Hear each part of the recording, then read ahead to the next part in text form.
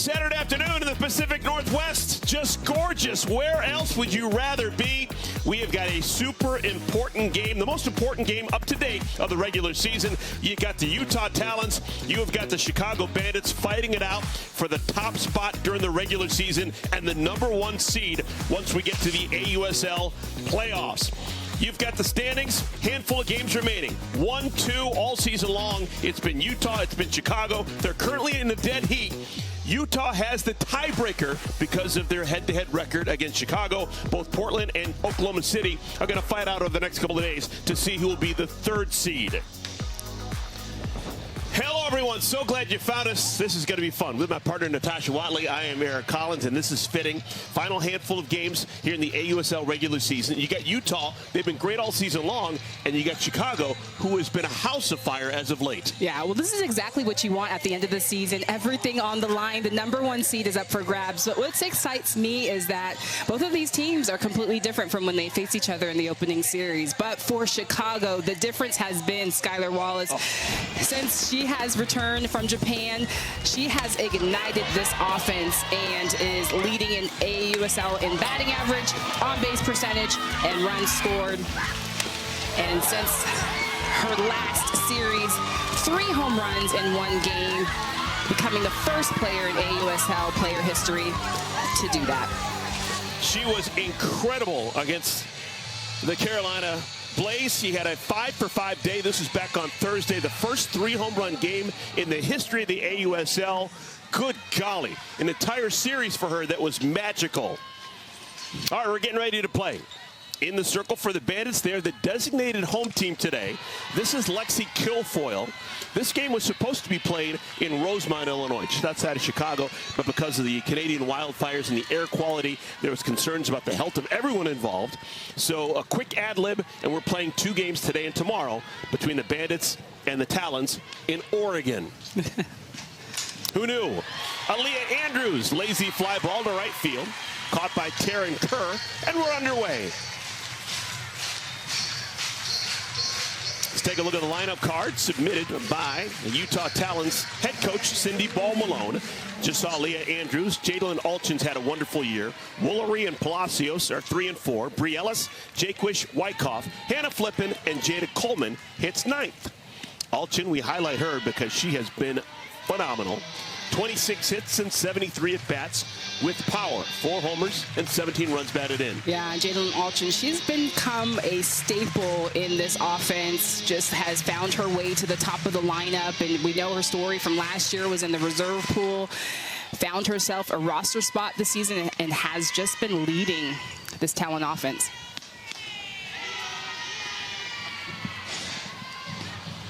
Utah on the year, a perfect 3-0 against Chicago, but a caveat to that. That was the opening weekend of the season back in June 9th through the 11th.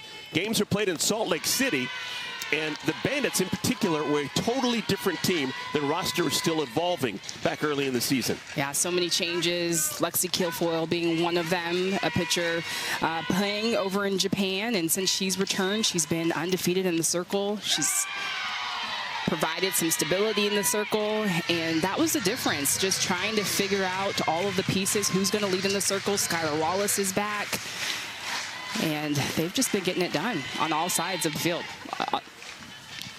Chicago, they've won 12 of their last 13 to catch the Utah Talons atop the AUSL standings.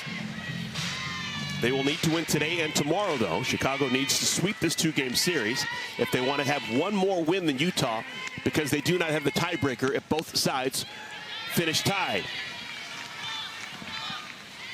And a great at-bat by Alchin to make Kilfoyle work early in this game. Yeah, she's seen a lot of pitches, so very different from Aaliyah Andrews. Aaliyah Andrews swinging that first 2 pitches and being aggressive. I think that that's a great approach facing Alexi Kilfoyle. She's going to come right at you.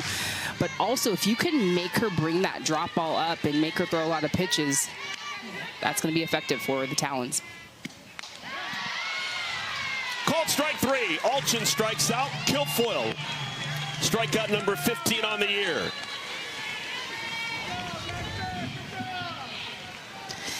And this is that drop ball. It is such a heavy drop ball. It just gets on you. It has so much bite at the end of it. 55% of the time, she will go to that drop. So she'll tunnel her drop and her chain. She throws that the most. And she'll go up the zone just a tad bit, but not often. All right, this is going to be maybe a secret weapon here for Lexi Kilfoyle. Remember, she did not see this Utah Talons team back in June. So this will be the first professional at bat for the rookie Jordan Woolery against Kilfoyle.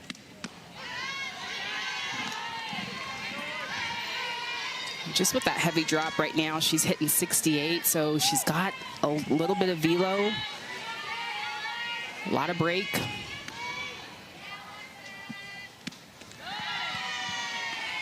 Woolery, 2 balls and a strike. 276 batting average for Jordan. Hit her first professional homer a week ago. She's got 10 runs batted in, despite the fact that she doesn't have the home run total she probably would have liked. She's consistently hit in the middle of this lineup because she's been a good all-around hitter this year for the Talons.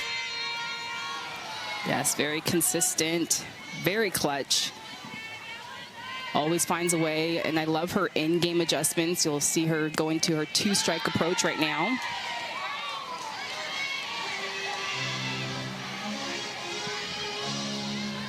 Last 2 batters have gone to 3 balls and 2 strikes.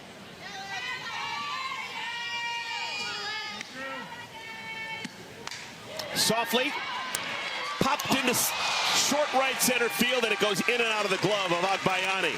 Wasn't hit particularly hard. Agbayani had to show some range, just couldn't squeeze it. Yeah, and I don't know if you feel this, but maybe it's the athlete in me, but I can just feel all of the pressure in this game and just what this game means. You know, just these little plays right here sometimes can be the difference. Agbayani having a good jump on that, but not able to make that play. It's ruled a single, so Woolery is aboard.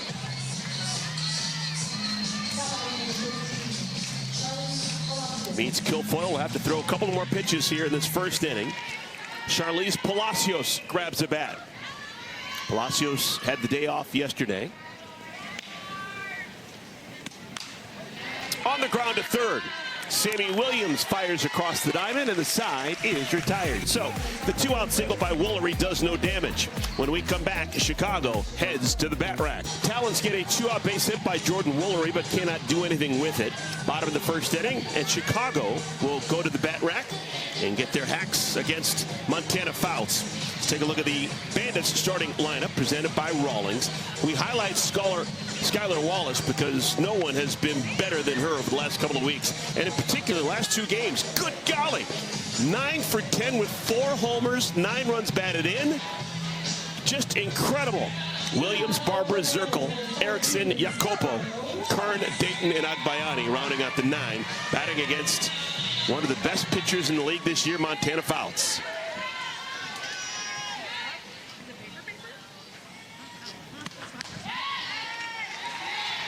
First pitch called strike 1 to Wallace. Good look at Montana Fouts, making her 9th start of the year.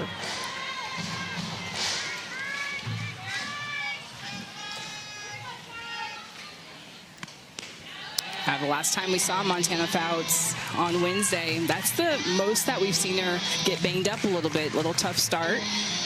But since then, I know she's looking to bounce back, and this entire season she's been in such complete control. I feel like along the years, we've just seen her continue to get better. What she's been doing so well this year is not only just climbing the ladder, she's implemented a drop ball, and so splitting the zone up and down along with her curveball as well. Wallace very patient. She's looked at 4 pitches, hasn't swung at any of them.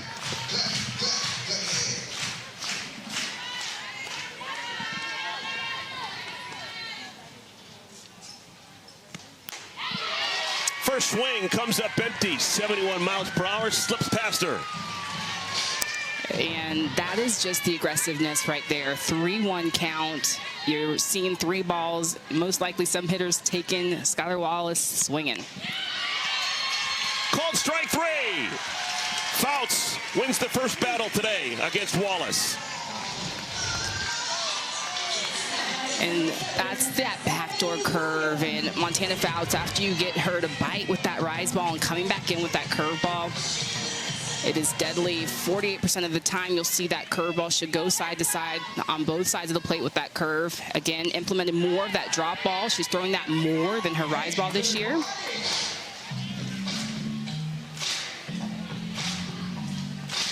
Next in line for Chicago, it's Sammy Williams. Williams, from A to Z, has been sensational. She's been part of this Bandits team all season long. 30 hits and 68 at-bats. That's a .441 batting average. Leads the league in runs batted in by a wide margin. She's got 33 runs batted in 23 games.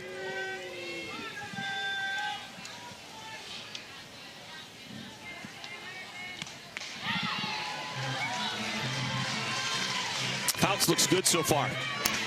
Yeah, and if you're the Bandits, you've got to jump on that curveball. You got to look down in the zone, look for side to side on the plate, split the plate in half.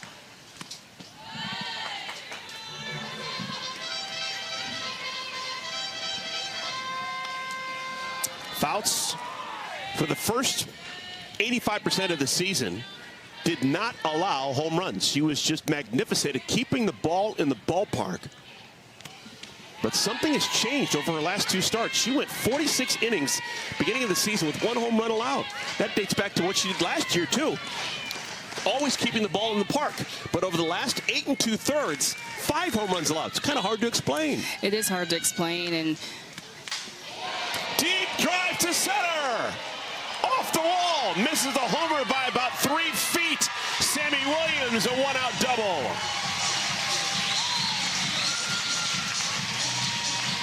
How good has Sammy Williams been this year? yeah, she has just been so fun to watch. And just the adjustments, just making sure she's short to the ball. Again, Montana Fouts throwing 70 miles per hour. This is a curve ball outside. If I am the Bandits, I'm looking for something on the outer half. This is middle out. Sammy Williams standing up on second. So an RBI opportunity for Mac Barbara. .325 batter. Homer, 11 runs batted in. The pride of Long Beach, California. Total gamer. Loves softball.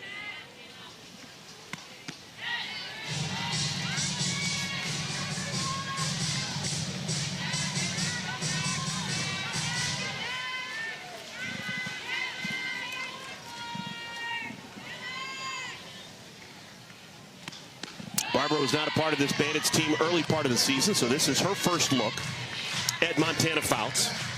It really seems like a different lifetime ago that these two teams played. Yeah. It was June 9th through the 11th in Salt Lake City, but both rosters have changed significantly. More so Chicago than Utah. Yeah, definitely more so Chicago. But, I mean, just that opening series, I mean, those were close games. It wasn't that Utah, dominated that series. They came from behind, had to walk off. So just tightly contested games. 3 balls and 2 strikes. Williams on at second. 1 out. Morgan Zirkle lying in wait in the on-deck circle for Chicago.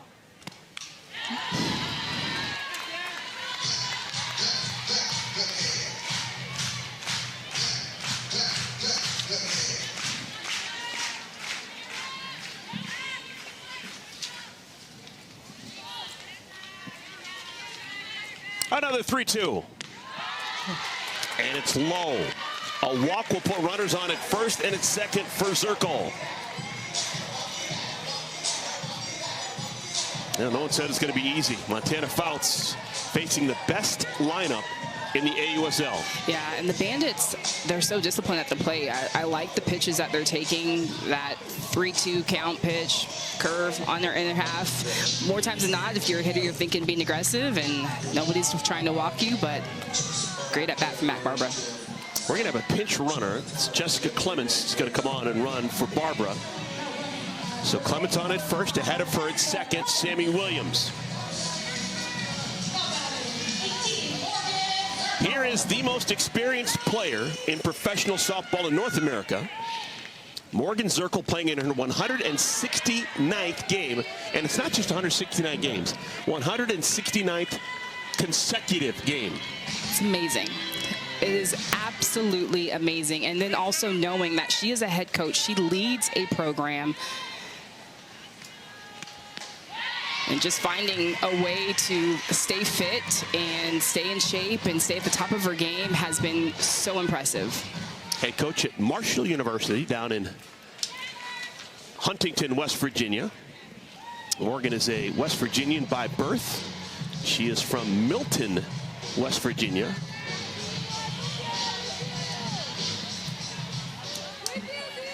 She has meant so much to Athletes Unlimited. Been a part of it since 2020. And oh, by the way, she can still play. She is on a 6-game hitting streak. Over the last 6 games, she's got 10 hits in 21 at-bats.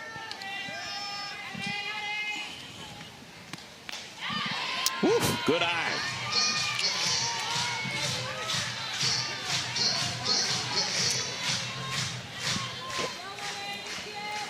Two balls and 2 strikes. Little nubber. Woolery in time. 2 outs.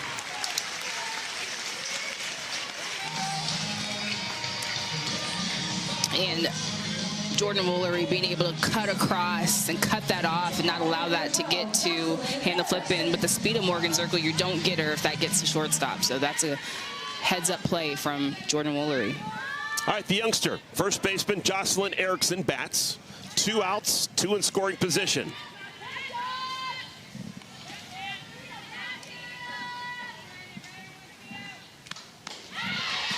Ported past her.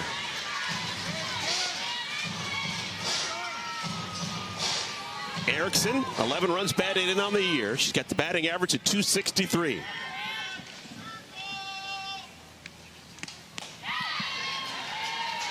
One and one.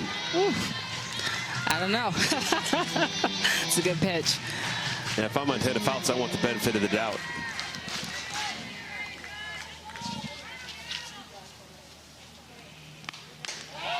Two and one.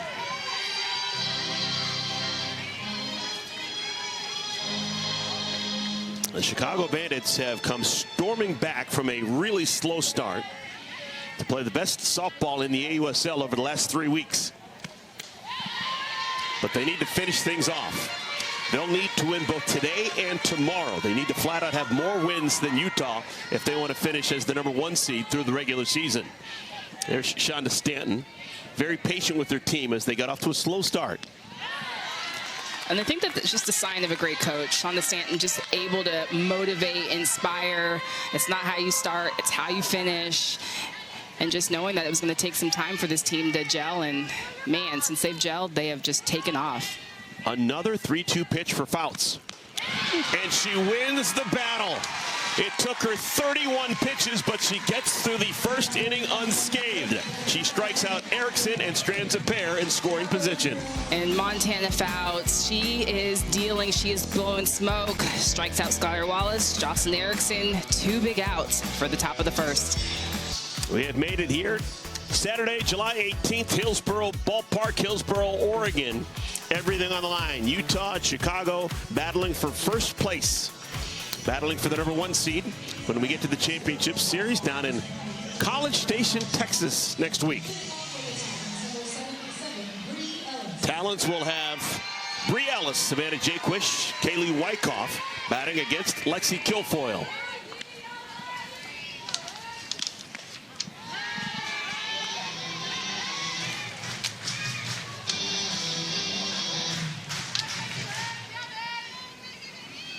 .386 batting average, 5 homers for Ellis, second-year pro.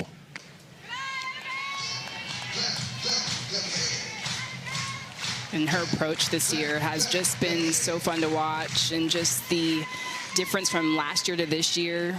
Her mental approach, worked on that a ton during the offseason.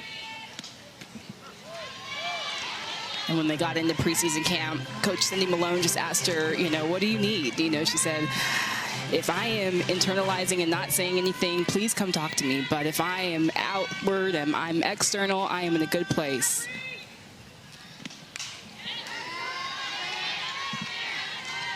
Count stays 1-2.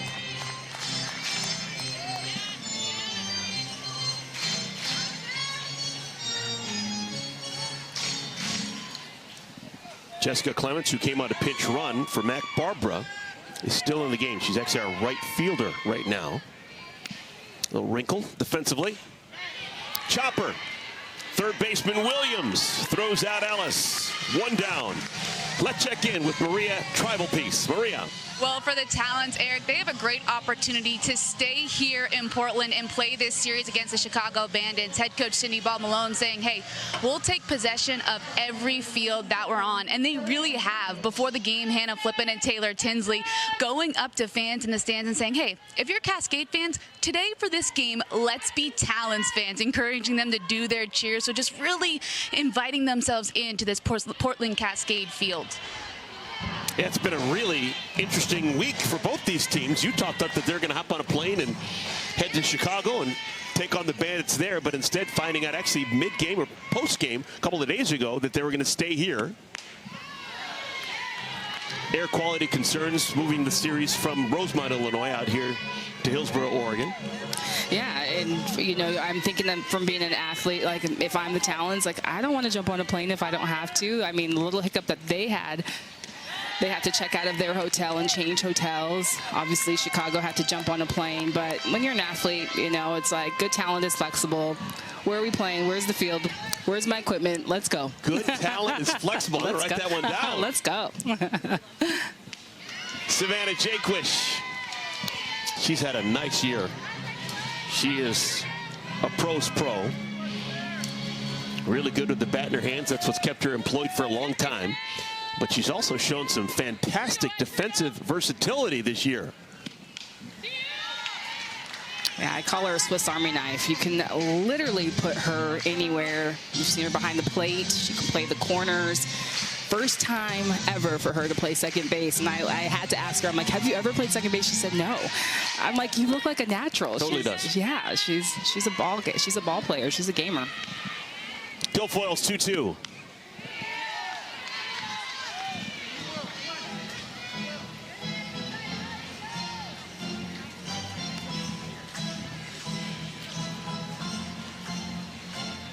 Jaquish has had a nice late season surge. She's got the batting average up to 246 with power. Had a home run in this ballpark a couple of days ago. 3 homers, 6 runs batted in. Fooled. You saw the knees just buckle. And for Guilfoyle, that's strikeout number 2. And Eric, that is a problem, that drop ball. It is such a heavy break, and where you're seeing it fall, it falls at your knees. So you're saying, hey, I'm going to lay off of that. It's going to be high. Drops right in there. That's just got to be so deflating when you know that the pitch was wonderful and you can't pull the trigger. Just walk back to the dugout. Kaylee Wyckoff bats. It's first left-handed batter that Guilfoyle has thrown to since Jadalyn Alchin back in the first inning. Streak of 4 consecutive righties before Wyckoff. Off-speed pitch, 52 miles per hour. Yeah. And she's so deceptive. Her drop, her change, coming out of her hand, the pitches look identical. So trying to figure out speeds mixed with that heavy drop, just so hard to hit. On the ground, standard issue. Jocelyn Erickson makes the play, and the side is retired. Really quick work, Lexi Guilfoyle. 1-2-3 here in the second inning. There's still no score here in Portland between the Talons and the Bandits. And we talked a little bit about what Utah had to do to get here. Well, the Bandits had a little bit more difficult journey. They had to travel across the country. And as we already mentioned, this series was supposed to be on their home field. The Bandits' Morgan Zirkle told me at first we felt frustrated, shocked because of the travel and because of the change, but we were able to quickly adjust. We knew how important this series was going to be, and so it's much better to play it in a clean air city right now like Portland. They've been able to come out, do what they need to do, get the rest that they needed, and they're ready to go here today against Utah. Sounds good. Thank you, Maria. We're happy they made it here. Gorgeous part of the world. Gorgeous day for softball. And you want these games decided. Most important games, you want them decided ideal circumstances. Right, right. And if you had to choose a place, you know, this is, I mean, just the temperature, the weather, it's been perfect here. 73 degrees on the rise. Mary Jacopo is the batter. It'll be Jacopo followed by Kern and Dayton batting against Montana Fouts, who had to labor in the first inning. She was in trouble, had to throw 30 pitches.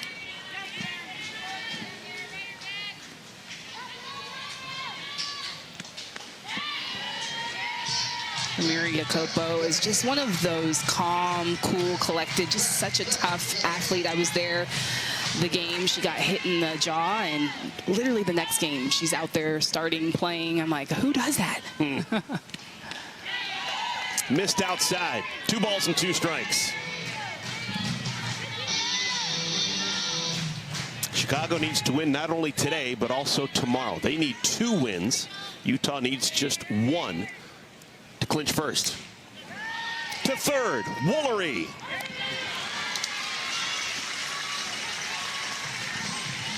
Now we are keeping a keen eye on the games all across the AUSL. This game is to decide who's going to come in first. Talons need just 1 win, either today or tomorrow, and they're guaranteed the #1 seed, which comes with a bye into the championship series. The Bandits, because they do not have the tiebreaker, they need to win today and tomorrow. Taryn Kern.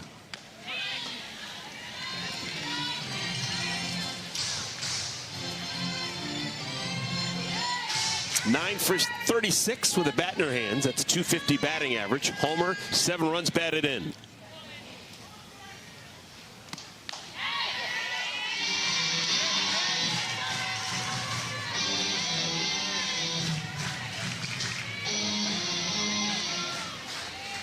Fouts had been leading the AUSL in earned run average all season long, but lost that honor a couple of days ago when she got hit.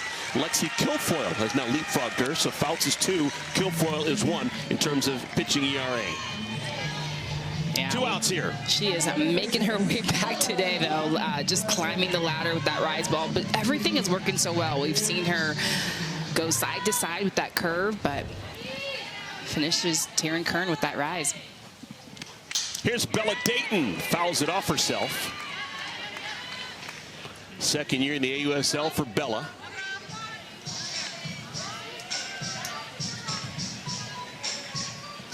Does she not have a guard? No. So many players have those shin guards. She does not. No. And that is the worst.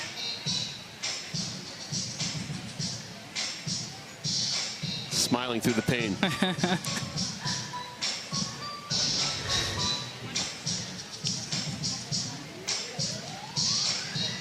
Oh, yeah. Man. Right into her shin. Yeah, that's going to swell up.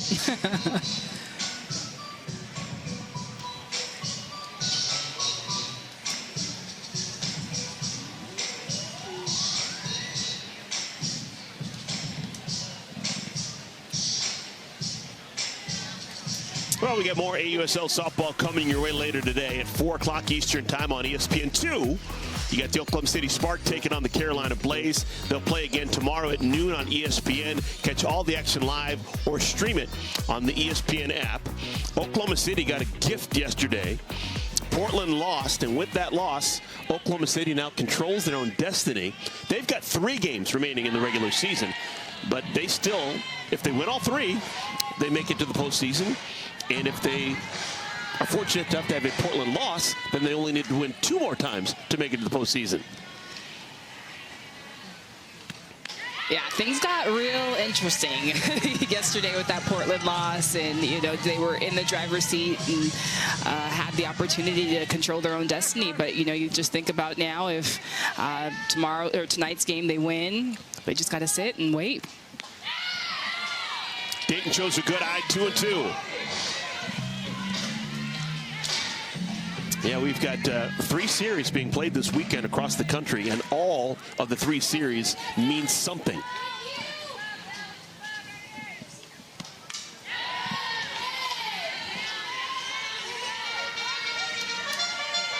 Yeah, this season has just been incredible to follow and cover. Such tightly contested matches. Every team is competitive, so much depth, top to bottom. And even just the Volts just making the comeback yesterday against Cascade.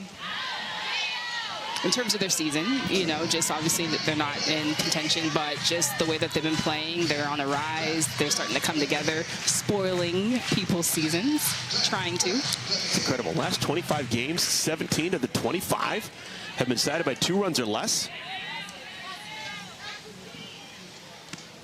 Swung on and missed. Fouts strikes out Dayton. Fouts has 4 strikeouts through 2 innings. Scoreless game here in Hillsboro. Welcome back, everyone. Bella Dayton's had a really good second year in the AUSL.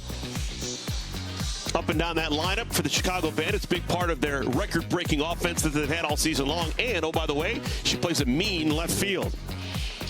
She joins us now here as we play the 3rd inning. It is a scoreless game. The Talons and the Bandits, first place on the line here in the final weekend of the AUSL.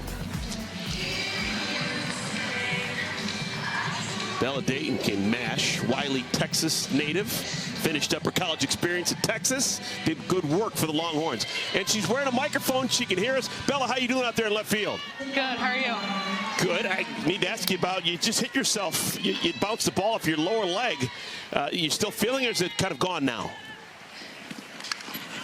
Say that again? You just fouled the ball off your front leg. Is it still smarting, or is it kind of going away? Oh, we're good. Yeah, we're good. You good? Hi, Bella. Just wanted to talk about, this is your 2nd year in the Pro League, and just talking about the differences from your rookie season to this season. I don't know that there's much different. I mean, we have a lot of the same people, and the new people that came in, including the rookies, are just as one as we were last year. We do a good job of just coming together and being a family, and you know, just feeding off of the things that we can't control and the things that we can control. Are there things in your game that you have adjusted from this season to from last? Personally? Personally, yeah. I would say just sticking to my plan as a slapper and a hitter. You know, there's some moments where I struggle with choosing one and before I get in the box, so just having a plan ahead of time has helped me a lot this season. I hear you. Having so many options, it's your superpower though, right? Yeah, it's a superpower, and sometimes it's not. Yes. So, okay, facing Montana Fouts today, what's your approach? Say that again? Facing Montana Fouts today, what's your approach? I would say just hunting the end. Earlier this season, I was able to barrel the end and. Do you feel more comfortable running through the box or standing in? I would say just standing in and then basing it off of that. And then obviously it depends on runners on, kind of the situation at hand. But since there was nobody on, practicing that swing away, probably move my feet next time up. Nice. Hey, Bella, I want to ask you about your center fielder. You've been next to Morgan Zirkle all season long. Well, obviously, we know her as the head coach at Marshall. When you play with her, she's just a teammate, or is she also an extra coach? She's both, and she's a great friend. I would say that she does a great job of balancing, helping everybody out and teaching them what she knows and kind of just what she sees as a head coach, but also a teammate, being there for people, and the communication piece is huge from her. As someone who just fouled the ball off your shin just a moment ago, your heel, I apologize. We talked about it earlier. Morgan Zirkle's now played in 169 consecutive games. She hasn't missed an AU game in 7 years. Just incredible how she's been able to stay healthy. She takes care of her body a lot, and just being around her all the time, she helps me take care of my body. We always joke with her that she's old, but I feel like she gets younger by the day just with her personality, how she keeps herself healthy off the field and on the field. Well, Bella, you have a nutrition wellness Instagram page where you talk about taking care of yourself. Yeah. Foyle gets it to first just in time to nip Aaliyah Andrews. 2 down. You have an Instagram page where you talk about nutrition and wellness. How important has that been in your professional career? I would say in the off season, it just keeps me disciplined in what I do, but also I teach the youth, I give lessons, so helping them to understand what's good to put in your body and what's not, I think keeps them grounded as well, especially when they look up to people that I may play with or just myself. If they see you doing it, they think it's, you know, a good thing, so they'll continue to do it. Jadalyn Alchin is the batter. Runner on at second, 2 outs.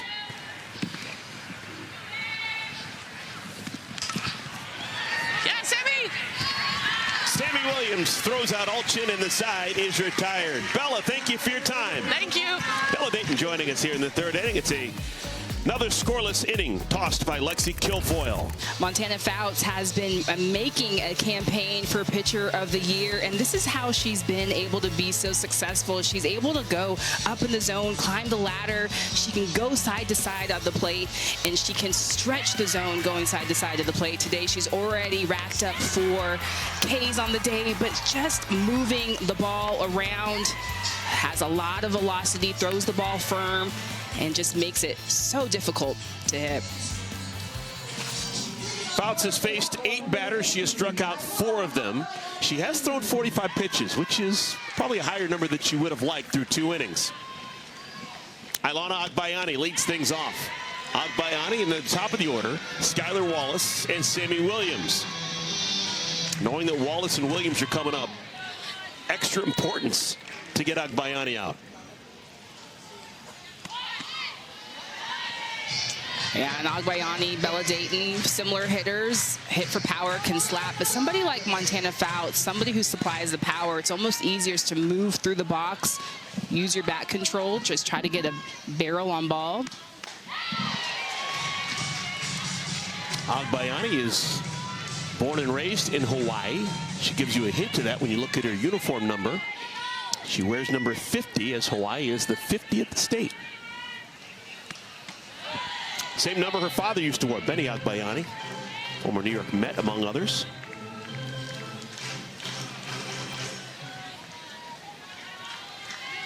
Kind of full circle for me. I did Benny Agbayani's minor league games years ago. That is so cool. Yeah. Swung on and missed. Fouts strikes out Agbayani. That's now 5 punch-outs for Montana. Yeah, again, just the movement. She's got so much spin and movement on this rise ball. It's actually killer. So in the first inning, Fouts gave up a double to Williams, and then the walk to Mac Barbara. But since then, she is now retired 6 in a row.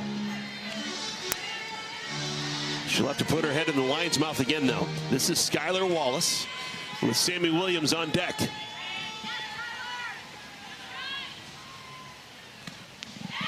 With this plate appearance right now, Skylar Wallace is now officially qualified for the rest of the season to be eligible for all of the average awards, batting average, slugging percentage, all that kind of stuff. You need 2.3 plate appearances per team game, and she's now reached that threshold.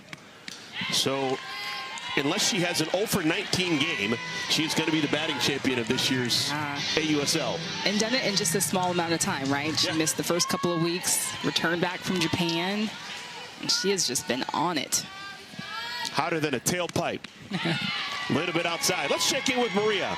Well, we asked Skylar Wallace how she's been able to hit so well, and she said, I'm just seeing strikes and getting on time, trusting my preparation, and then also going through my head, there's nothing. And those who get it, get it. Natasha, you might be able to add on that. Oh, yeah. Nothing better than feeling that feeling, like just not thinking, just in the zone. You see it, you go for it, you get it. And that's the answer. Sometimes when you're frustrated and you're struggling and you're trying to figure out the adjustments, you're thinking too much. Swung on and missed. Montana Fouts turning it up a notch. 6 strikeouts for Montana. But Skylar Wallace having to go up a tough Montana Fouts day. Montana Fouts is in a zone, and I know she is so motivated from her last outing, and she is coming at the Bandits today. Sammy Williams, the only hit allowed by Fouts. It was a double high off the wall in center field.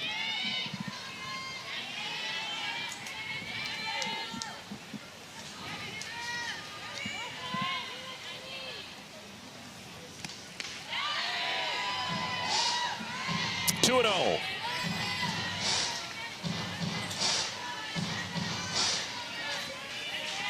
League-leading 33 runs batted in for Williams. Took a confident 2-0 swing and fouls it straight back. First place on the line. Chicago wins. They'll be 1 game ahead, but they'll still need to win tomorrow against Utah to maintain that advantage, because if both these sides finished with the exact same record, Utah has the tiebreaker. And it's got to just chap the Bandits, because they were playing basically with their hand behind their back.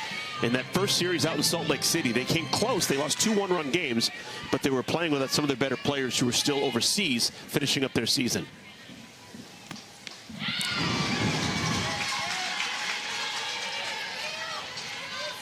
Another full count. Fouts trying to strike out the side.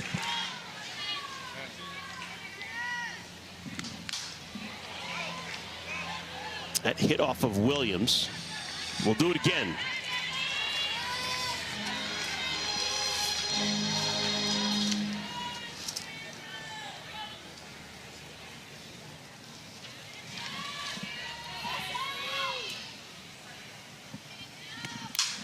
On the ground, flipping. Side is retired. That is now 8 in a row retired by Montana Fouts. We're doing the thing. Getting ready for the championship play-in game, which is coming your way on Thursday. Everything's going to be in College Station. You got a play-in game, and then you got a best of 3. Top 3 teams in the AUSL regular season all go. We know that Utah and Chicago will be the 1 and the 2 seed. We just don't know who will be 1 and who will be 2. We still have Portland and Oklahoma City fighting it out to see who will be the 3rd seed. Jordan Woolery, Charlize Palacios, Bree Ellis batting against Lexi Kilfoyle. Kilfoyle allowed Aaliyah Andrews to fly out to right field to begin the game. That's the only time the ball has made it to the outfield against Kilfoyle.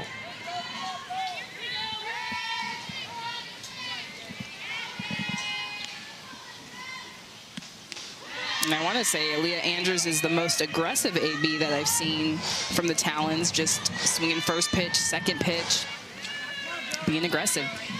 Woolery had a hit against Kilfoyle the first time up. It was a softly hit humpback liner that went in and out of the glove of the second baseman. Sammy Williams has been busy. Makes another put out. That's now the 4th assist for Sammy Williams. 1 down in the 4th inning. So the Talons, they've already clinched a playoff berth. They need to win either today or tomorrow. 1 out of the next 2 days against Chicago to clinch the number 1 seed. The Bandits need to win today and tomorrow. Have to. The Cascade, because of their loss yesterday, they have allowed Oklahoma City to get back in the mix. Cascade does not control their own destiny. If the Spark, who still have 3 games remaining, if they can win all 3, Portland's on the outside looking in. What a puzzle piece. Yes. And we can watch it all unfold. I know, it's so much fun. Well, the biggest kick in the pants is for the Portland Cascade. They're going to play later today, and then they're going to have to wait for 2 more games to be played on Sunday and on Monday by the Oklahoma City Spark to decide whether or not they're in the playoffs or not. Yeah, and that's where you don't want just, you know, the fate not in your hands.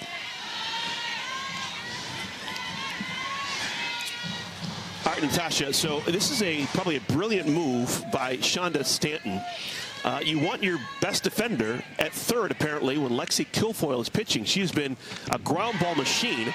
Already 4 ground balls to the left side of the infield that have been fielded by Sammy Williams. Yeah, and that's what Lexi Kilfoyle does, is induces a lot of ground balls, that hard and down. You just get a lot of weak ground balls, and so Sammy Williams just eating them up today. The right-handed batters are bouncing out to 3rd. The left-handed batters are bouncing out to the first baseman. That's what the scorecard shows. 3-2 to Palacios. Line into left field.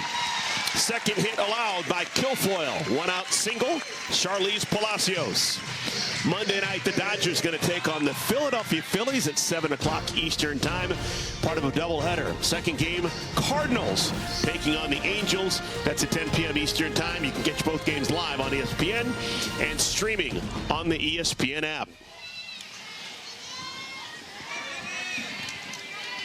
All right, who will blink first? Opportunity for the Talons. One out in the fourth inning. Bree Ellis takes ball one.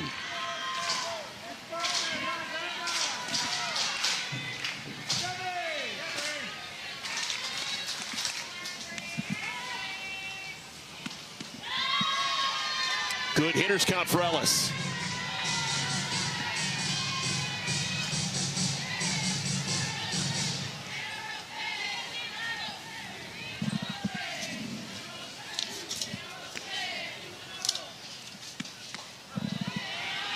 Two and one.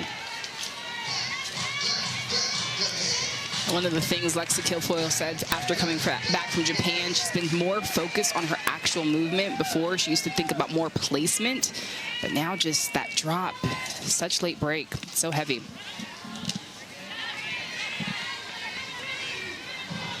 Looking at the numbers coming into this game, Kilfoyle, 35 innings, only 3 home runs allowed. That's a low number.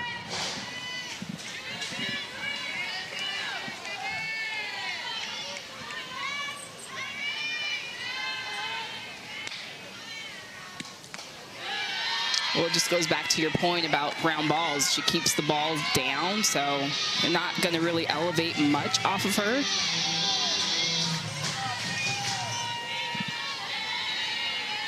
Three and two.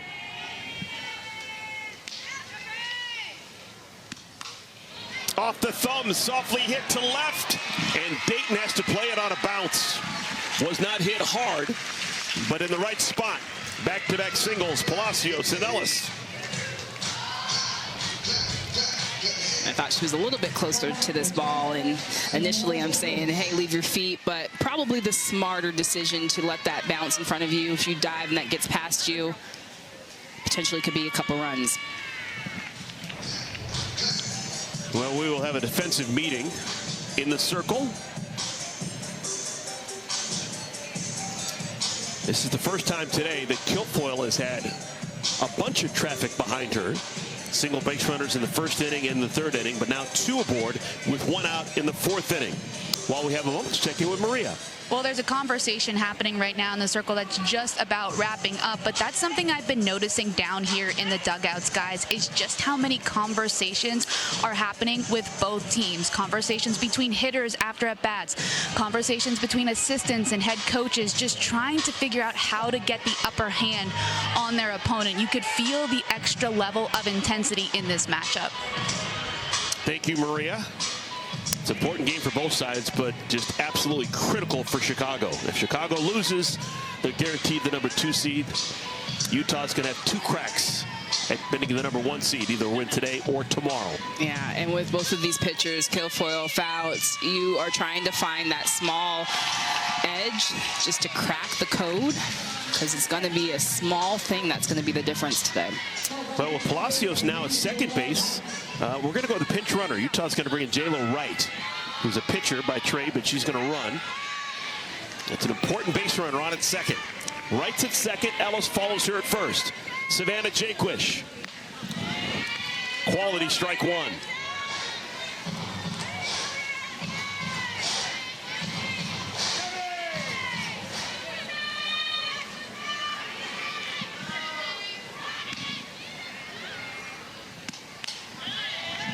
Back-to-back strikes. Just the location on these pitches. She's angling them inside. Jaquish struck out, had her knees buckled on a drop ball back in the second inning. Softly, third baseman Williams gets the out at second. There are now 2 outs. Runners on at the corners. Yeah, just a lot of weak ground balls that you're going to see from Lexi Kilfoyle. And Sammy Williams again cutting across, getting that force out at second. A heads-up play. That's the 5th assist for Williams. Here's Kaylee Wyckoff, young left-handed batter with a chance to plate the game's first run.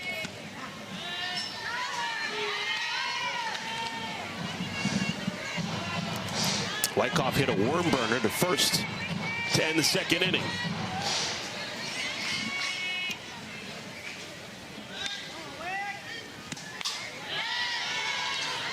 All right, Kilfoyle's got her setups. 0-2. What's the wipeout pitch? I would either go a drop far out or change up. You asked me for one pitch, but I gave you two.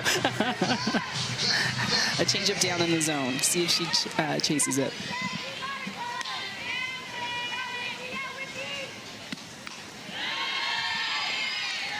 So that was a drop way out.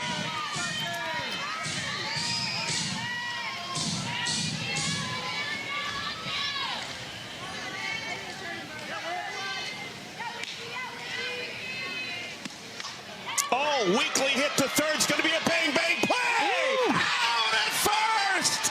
What a dig by Erickson.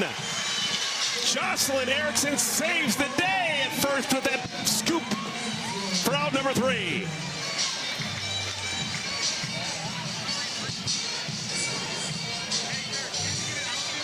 And there will not be a challenge. They're going to say that the out is indeed recorded at first and the side is retired. Yes, and that's how you do it. Defense is going to win you championships, and Sammy Williams is flashing the leather all day, and she has got her pitchers back. Lexi Kilfoyle. On a beautiful July afternoon in Hillsboro, Oregon, we have got a wonderfully played softball game between the Utah Talons and the Chicago Bandits. Scoreless, bottom of the 4th inning. Mac Barbara. It'll be Barbara, Zirkle, and Erickson batting against Montana Fouts. And just thinking about both of these pitchers, why they're doing so good. Lexi Kilfoyle, 10 for 16 on first pitch strikes. Montana Fouts, 11 for 12 first pitch strikes. They are going right at these hitters. So if you are a hitter facing either one of them, I am looking for something in the zone to completely crush. I'm not taking pitches, not trying to get in any rhythm. I'm trying to be aggressive and swing early in the count. 1-2 to Barbara.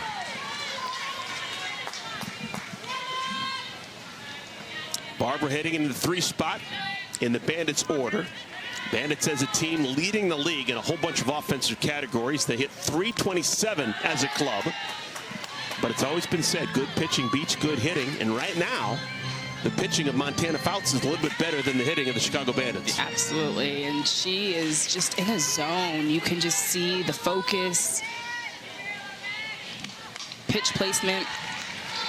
And that's what's so fun to watch with Montana Fouts. She throws a lot of pitches through the zone, but she hardly ever plates pitches. She hits her spots. She'll rip that curveball on the outer half. She'll land it in the river.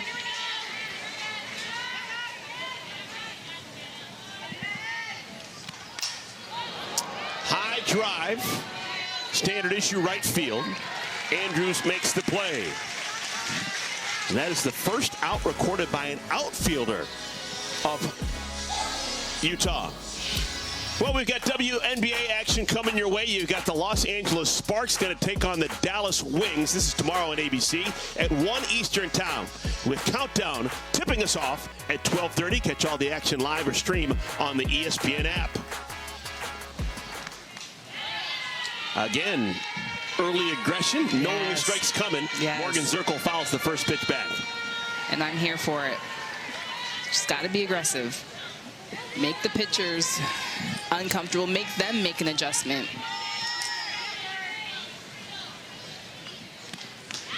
Zirkle swings at a pitch up by her eyes. 0-2.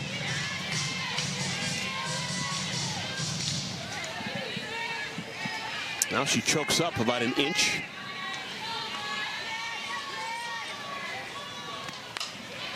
Little touch to third. Woolery in time. 2 down here in the 4th inning. But Zirkle just trying to make something happen, just trying to make the defense make plays.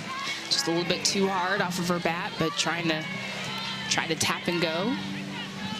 That is now 10 in a row retired by Montana Fouts. In the first inning, with 1 out, she allowed the double to Sammy Williams and then walked Mac Barbara, but she's now retired 10 in a row. Talk about the mental toughness. 2 worst starts of the year for Montana Fouts. Her last 2 games. Yeah. Gave up 5 home runs in those 2 starts. But it is not affecting her this afternoon. You're going to have your ebbs and your flows, and obviously, you know, Montana Fouts, she is human. The way that we've been seeing her throw this season, it seems like, you know, she's just been untouchable, but I think that that's what makes her great. It's the bounce back, how she shows up the next day. 1-2.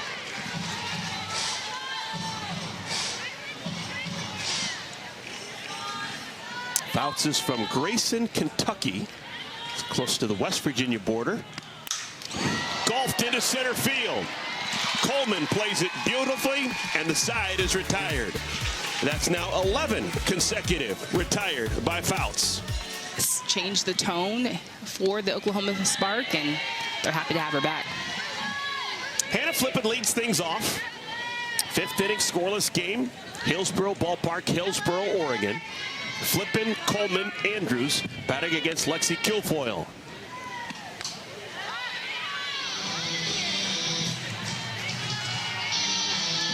If you're looking at trends, there's been a lot of activity defensively for the third baseman, Sammy Williams. 5 times a ground ball's come to her, and she's made the play. Maybe 6 times a ground ball's come to her, she's made the play. She's also caught a pop-up off the bat of Hannah Flippen.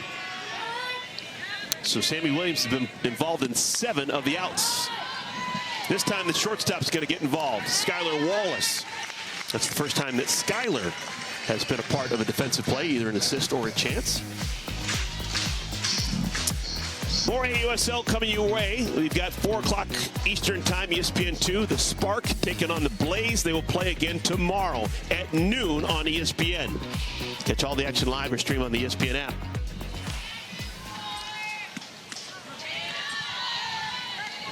Jada Coleman is the batter.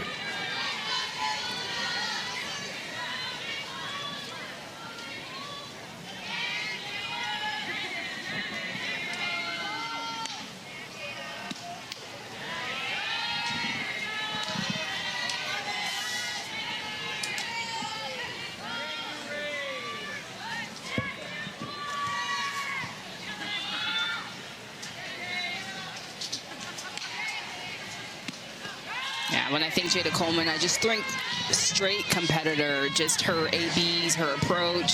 I know she's been banged up a little bit this season, but just always a threat in this Talons lineup.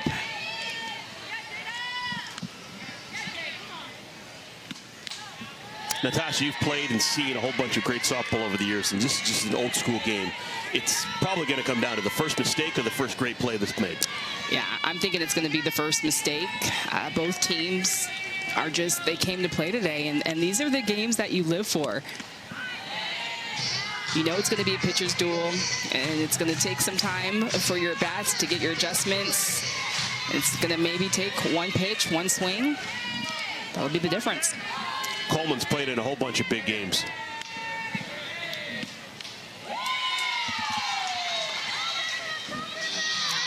Yeah, going back to the Volts, Talons are playing the Volts, and Jada Coleman, first pitch faces Ali Carter. She throws her a curveball in. She calls a timeout. And just a reminder for athletes that you can call a timeout. You can take control of the game, and she comes back and hits a walk-off grand slam.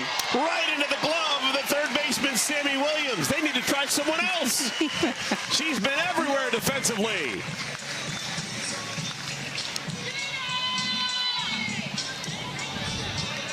And they don't call it the hot corner for nothing. Sammy Williams is over there. Honestly, she is putting on a clinic today and has Lexi Kilfoyle's back, making some sweet plays. 2 out, space is clear. Here's Aaliyah Andrews. Aaliyah is now the first batter to face Kilfoyle 3 times. Kilfoyle has let her defense work. She's only got 2 strikeouts in the game. Everything else has been an out by a defender.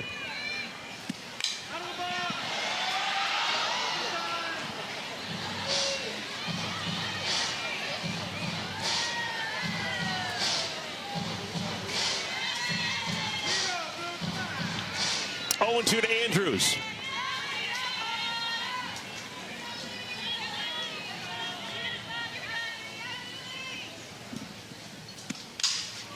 Up to middle.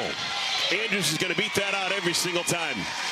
Infield single for Aaliyah. Good speed aboard with 2 outs. I am here for that. Leah Andrews just using the ground, and Lexi Kilfoyle hard and down. Use that ground in your favor and show off that speed. Man, she's so fast. Andrews has got 3 steals on the year. She's not been caught. Jadalyn Alchin is the batter. Ball 1 to Alchin. 0 for 2 with a strikeout looking back in the first inning.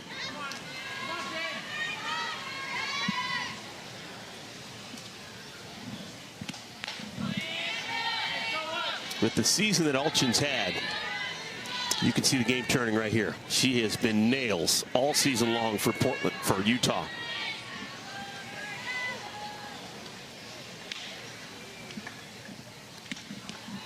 And it gets away from the catcher Jacopo. So without the steal, Andrews moves into scoring position.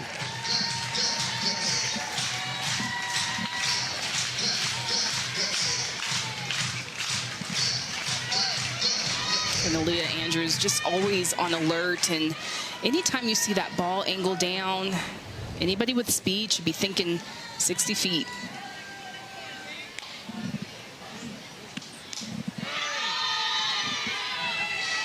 Count is now in Alchin's favor. 3-1. A base hit probably would give Utah the lead.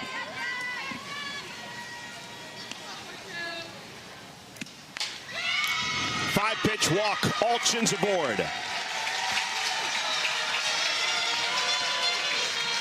Second walk allowed by Kilfoyle.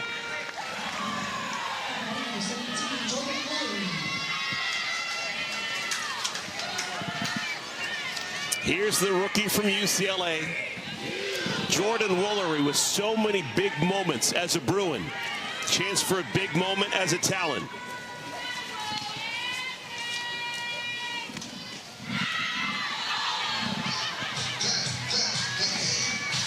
Yeah, and these are the moments that Jordan Woolery lives for, and if I am the Talons, exactly who I want up to the plate. And we're going to have a conversation. This is going to be an entire infield defense conversation with 2 aboard and 2 outs here in the 5th inning. And here you're thinking just how to pitch to Woolery, if anything, just trying to induce another ground ball, use your defense. I'm thinking trying to throw her more in, try to jam her up a little bit.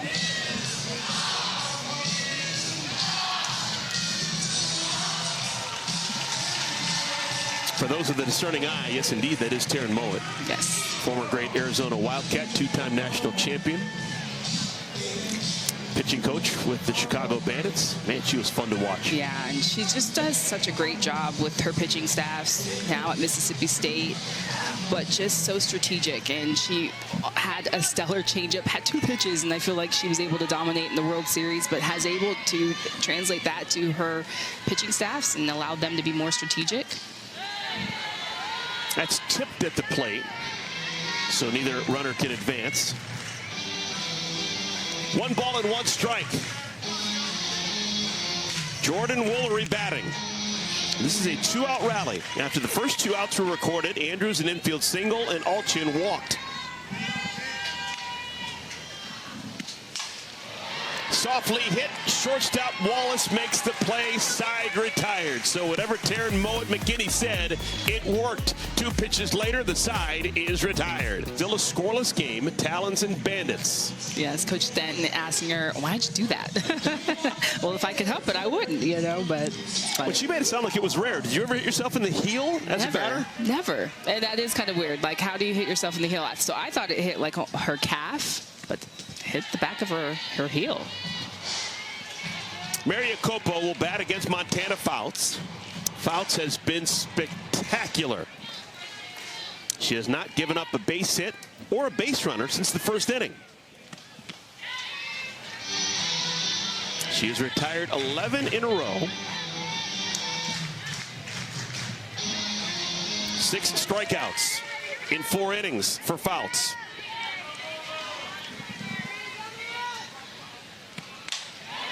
Into center field. Coleman started in, has to fade back. 1 down.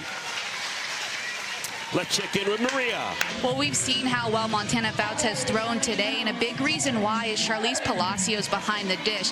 The two of them call each other best friends. Montana Fouts even has a podcast where she had Palacios on, and they just talked about their bond and the way that they work well together on the field.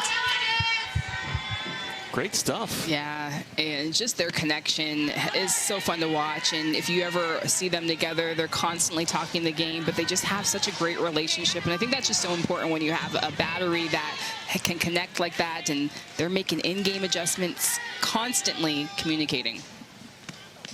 Well, Charlize just lost something, and she's reaching her back pocket trying to figure it out. Is that the PitchCom device? It's the PitchCom. All right, so it fell off the pitch before. She knew she didn't have enough time, and so they actually went through with the pitch. And now she asks for time to try and get control of the situation. Yeah, this technology is actually amazing. And then, you know, just the little malfunctions and things like that, but so worth it. And she's the one actually calling the game, Palacios. You can actually see a good majority of the defensive players as well around the infield all have the PitchCom device, so they know what pitch is coming as well. Was that always, I know you didn't play with the PitchCom, but did you always, I know there's different ways to signal when you played shortstop on the national team and in pro ball. Yep, so as a middle infielder, the catcher would actually put down numbers and put down a combination of numbers, and so we would just relay that out to the outfield so everybody would know what the signs were. So corners would come in, see it from the catcher. Middle infielders would actually relay behind their back, and it would just be usually combinations. But it would have been so nice if we would have had these pitch comms. I played in the black and white days, so no, you did not. before technology. So why was it important to you as a shortstop to know what the pitch was going to be? Yeah, so just knowing where to set up, how they're approaching the hitter, if they're going to jam her inside, maybe if it's a lefty, I'm going to play more up the middle. If they're throwing her more out, it's slapper. You just want to know where to position yourself, and also the outfielders want to know just if they're going to be kind of reading ball angle up, ball angle down, if it's a drop ball. So all of those things give you heads up and give you a little... I'm going to take it a step further. When you were a batter and you were four-time All-American, won a gold medal, could you tell how the pitch was going to come to you by looking at the defense and the way it was playing? Well, you're supposed to kind of start to shade that way once the pitcher starts their motion. So it's, I mean, yeah, sometimes, you know, as a hitter, you can see if they're aggressively moving that way and shading that way. But my focus is tunneled in on the pitcher when she starts her motion. So you don't want to give it up too soon. But also just helps you just reading the ball off of the bat as well as a defender. Okay, we got our technology squared away. Montana Fouts, electric. Last two appearances, not so much. 5 homers in 8 2/3, but back to being the Montana Fouts that we know and love this afternoon.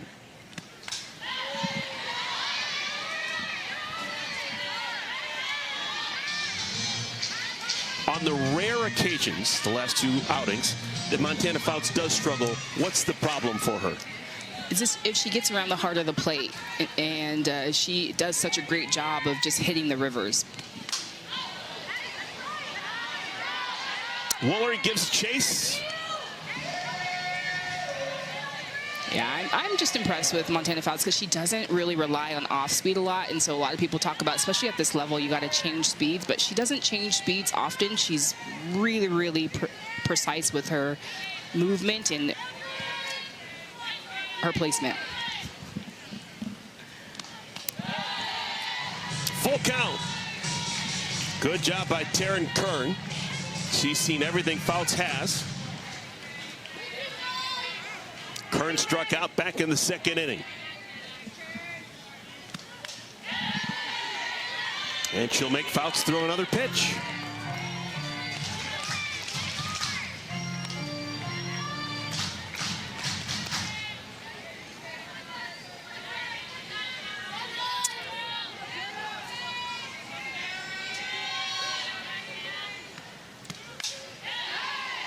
We'll do it again.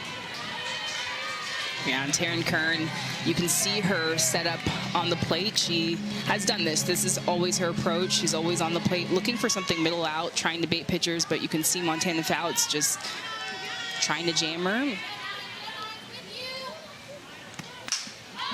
High pop-up. It'd be a home run in a phone booth. Hannah Flippin makes the play. 2 down. 13 consecutive retired by Montana Fouts, and this the most important regular season game for both the Talons and the Bandits. The Talons clinch the #1 seed if they can win today. The Bandits, they not only need to win today, but they need to win tomorrow against the Talons to clinch the #1 seed, which is super important because you get a bye. You don't have to play in that play-in game. If you're the #1 seed, you only need 2 more wins, and you're the champion of the 2026 AUSL. Here's Bella Dayton.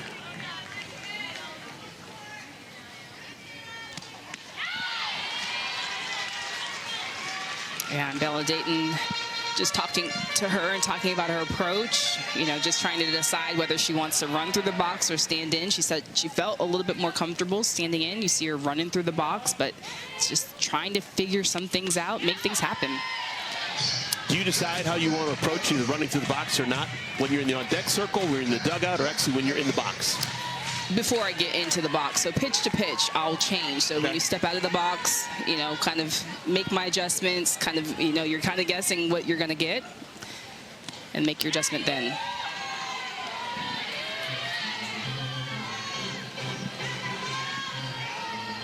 Two balls and 2 strikes.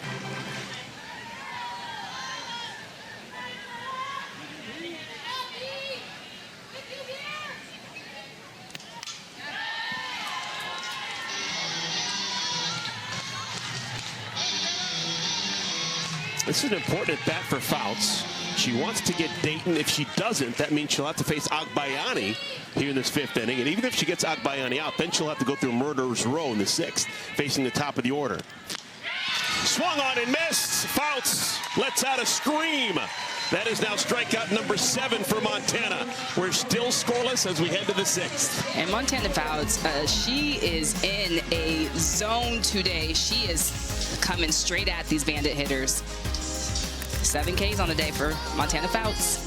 Incredible, incredible athlete. And human, too. 1 pitch, 1 out. Here in the 6th inning, Charlize Palacios flies out to Curry in right field. Yeah, and I just think of young athletes just being able to have Taylor McCullen as a role model of like not letting anything hold you back. And I think that that's what she represents, is just going all out, going for it. And such a good representation of our game and of our sport. And she is ready. She's been warming in that bullpen just in case Kilfoyle needs help. First ball swinging, Bree Ellis, center field. It'll stay in the ballpark. Morgan Zirkle makes the play. 2 pitches, 2 outs here in the 6th inning. Oh, Kilfoyle would love a quick inning. Moving quick. Someone who would not like a quick inning is Montana Fouts. She wants to rest a little bit in that dugout. Yeah, but again, just a couple adjustments from the Talons starting to pop up. They're starting to get underneath that drop ball, so not swinging on top. There's no way Jaco swings the first pitch, right? Taking all the way, trying to give Montana Fouts a little bit of a blow.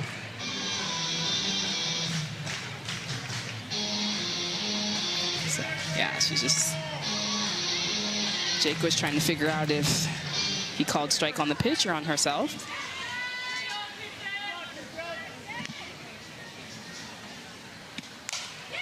Lined in left field. Savannah Jaquish is aboard for the first time. 2-out single here in our 6th inning. And it's the adjustments. When you're facing a pitcher multiple times, you just start to tweak different things. That first at-bat, we see Savannah Jaquish get her knees buckled. And this at-bat, she is just in there, taking her hacks, being aggressive. Kaylee Wyckoff. She was robbed her last time up, hit the ball right on the screws, but to the wrong spot to third. Softly to second, Agbayani makes the play, and the side is retired. So a super quick inning. Only 6 pitches needed by Kilfoyle. Side is retired. Bottom of the 6th inning. Agbayani, Wallace, Williams against Montana Fouts. For those who've been watching the Bandits over the last couple of years and know how important Erin Koffel has been to the team, she's not playing right now. Yeah. She's got a lower body injury. She's out, and they're still winning, despite the fact that one of the best available bats is not available. Yeah, and we haven't even mentioned that, just the success that they've had, and she was their hitter of the year last year, the MVP last year. So just what the Bandits have been able to do without Erin Koffel, and I just imagine if she was in the lineup, just the difference that would make. But Bandits still holding it down. On the ground wide of third. Count remains 0-2. Montana Fouts has not allowed a base runner since the first inning. She has retired 14 in a row.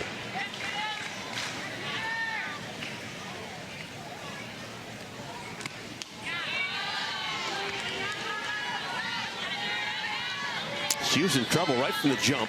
With one out of the first inning, Sammy Williams doubled off the top of the wall in center, and then Matt Barbara walked, but no one has reached since. To short. That's where ground balls go to die. Yes. Hannah Flippin makes the play. It's just pretty softball all around. I mean, I love Agbayani just trying to put some pressure on the defense. Good barrel control, good bat control, gets that to shortstop. And then, you know, Hannah Flippin, some of the best hands in the game. She gets rid of it so quick. And like you said, it's where the balls go to die. Here's Skylar Wallace, comes into this one a bit angry. She's 0 for 2 with 2 strikeouts. This comes on the heels of a 9 for 10 two-game window in Carolina. She went 5 for 5 on Thursday with 3 homers. She's 0 for 2 with 2 strikeouts today.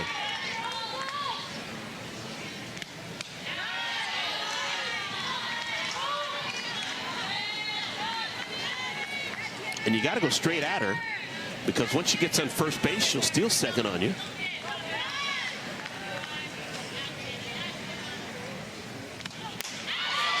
One and 2.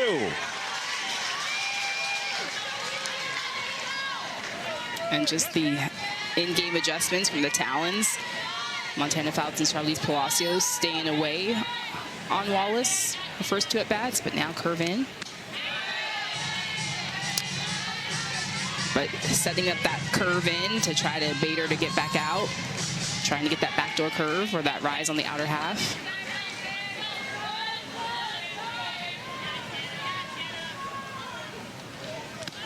Got her. How about that? Montana Fouts has struck out Skylar Wallace 3 straight times. And Montana Fouts, she has got something going for her today, and she is just moving the ball. This curve is deadly, and you feel like you can crush it if you're Skylar Wallace, but such great placement and movement. Still work to do for Fouts. Sammy Williams, the only batter who has gotten a base hit against Fouts. Williams a double in the first inning.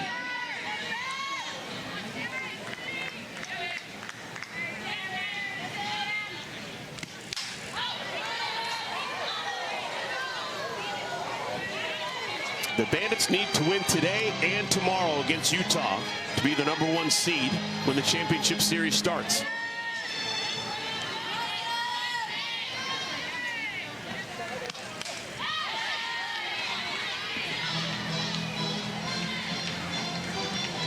Keep talking about how these two teams have identical 15-8 records through 23 games.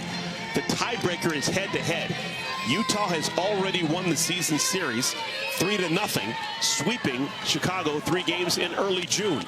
That's why they have the tiebreaker.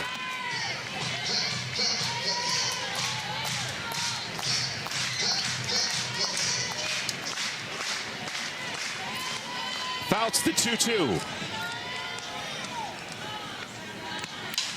On the ground, Flippin. Sides retired. 17 in a row retired by Fouts. Starting pitchers are going to be Pickens and Maya Johnson getting the ball for OKC. It's getting late. We've made it to the 7th inning. It's a scoreless game. This is some old school softball. Hannah Flippin, Jada Coleman, Aaliyah Andrews batting against Lexi Kilfoyle.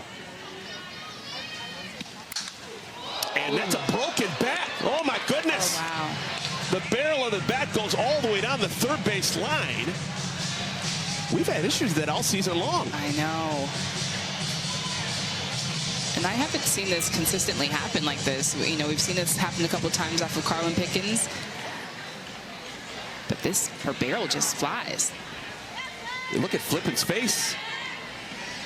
She's like, should I watch the ball or should I watch the bat?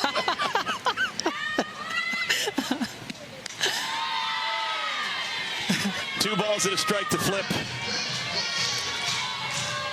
Hannah's popped out to third. She's popped out to short.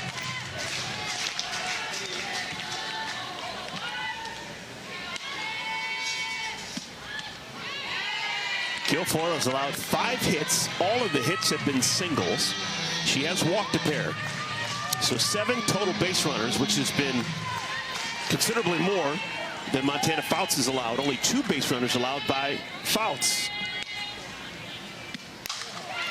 That is fair! Down the line! Flip on her way to second. And she'll stop there. That ball goes out of play. It's a leadoff double for Hannah Flippin.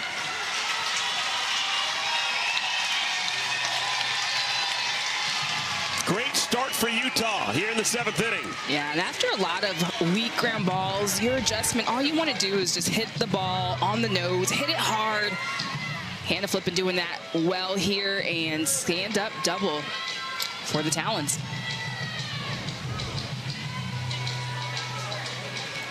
So Lexi Guilfoyle is going to have some work to do. A leadoff double. You want? 3 feet foul. Here in the 7th He inning. thinks he doesn't have 100% either way, Shonda. And if we don't- Shonda, let's go. Either review it or not. Then that is. And the Bandits are having a word here as to whether that was fair or foul. That's the only thing I can think of. That's all I can think of, too, and I think it was fair from up here. Right, seriously. Chicago is challenging the foul ball call, fair ball call, excuse me. That's the plays under review. So the way the mechanic works here is until the ball gets to third, it's the home plate umpire's call. That's Scott Tomlinson. Once the ball gets to the third base bag, then it becomes the third base umpire's call, which is Gil Zayas down the line.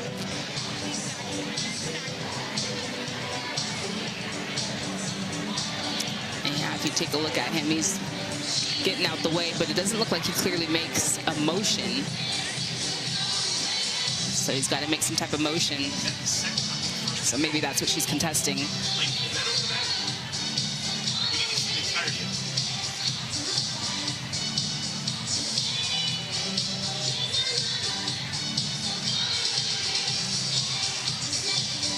Ooh. So if it just touches the line, any part of the line, it's a fair ball.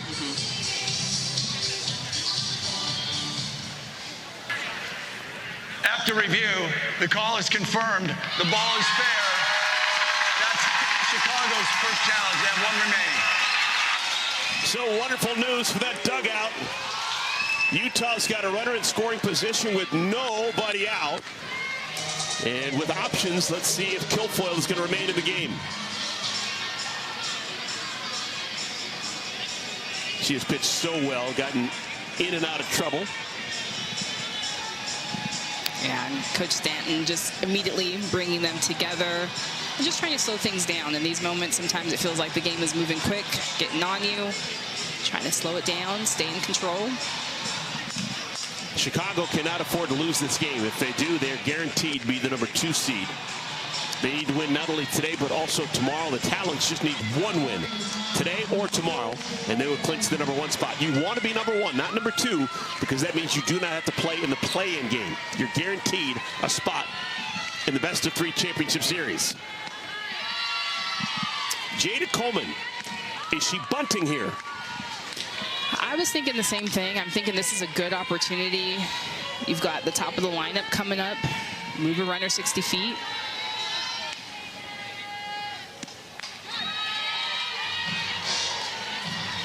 One and one.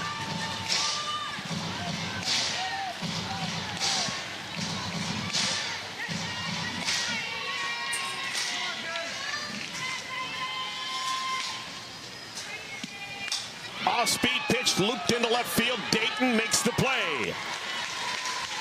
So Coleman cannot advance Flippin from second to third.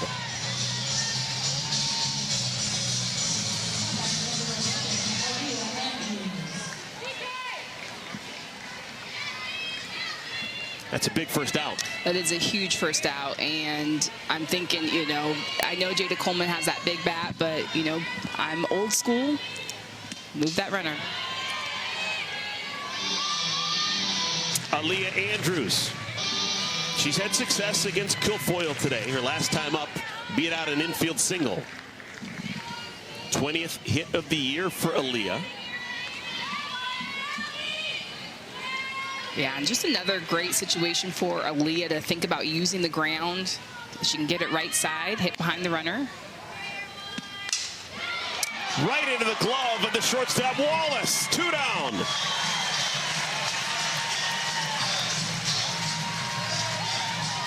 So Kilfoyle is now 2/3 of the way out of this pickle. And Lexi Kilfoyle just doing such a great job of just utilizing her defense, letting them make the plays. And that's all you can ask for right now in this situation. One more out to get, and it'll be a hard one. Jadalyn Alchin. Alchin with 17 runs batted in.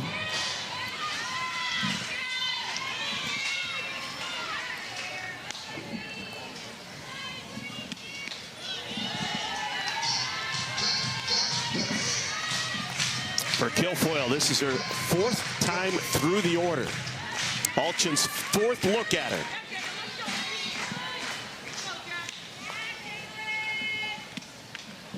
Off the thumbs and foul. Good effort by Williams.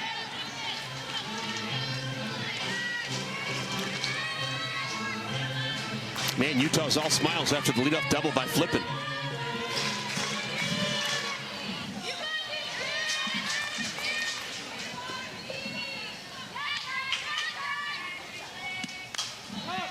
Looped in the air, out of play.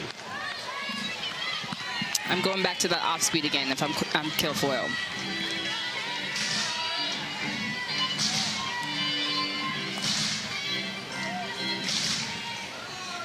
That's a great batting average, runners in scoring position. 458.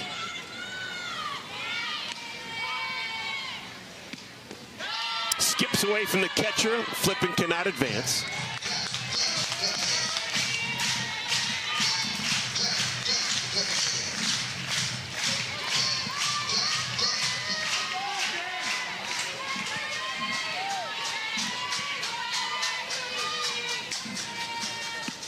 Ooh, there's the off speed there.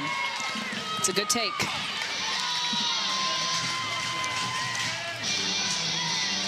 If Alchin can keep the inning alive, Jordan Woolry is on deck. Softly right side, Agbayani in time. And the leadoff double does no damage. Kilfoyle retires Coleman, Andrews, and Alchin in order to retire the side. And they may look a little closer to see if that out was indeed recorded at first.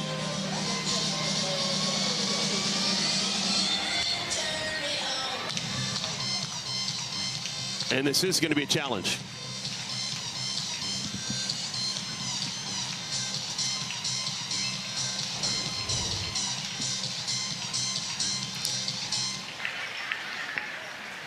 Utah is challenging the out call at first base. Plays under review. Yeah, I'm thinking there's nothing to overturn there.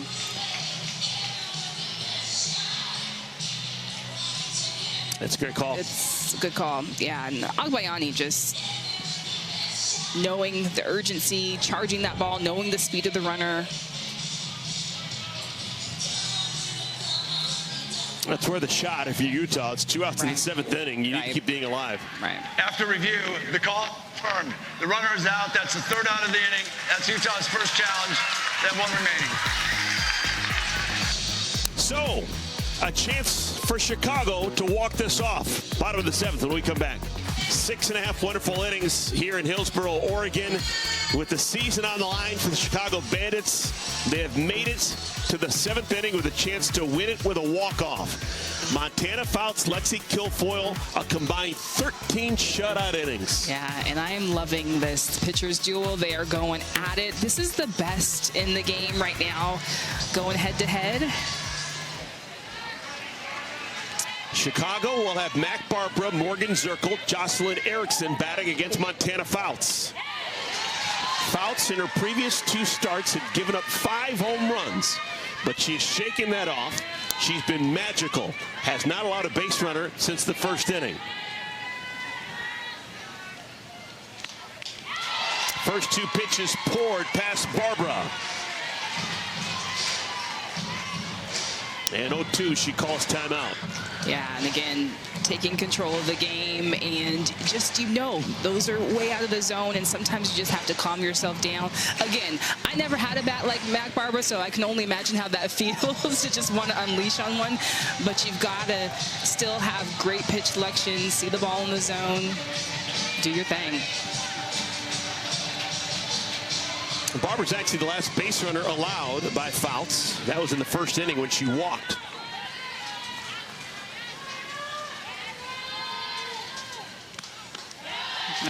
It's a great take.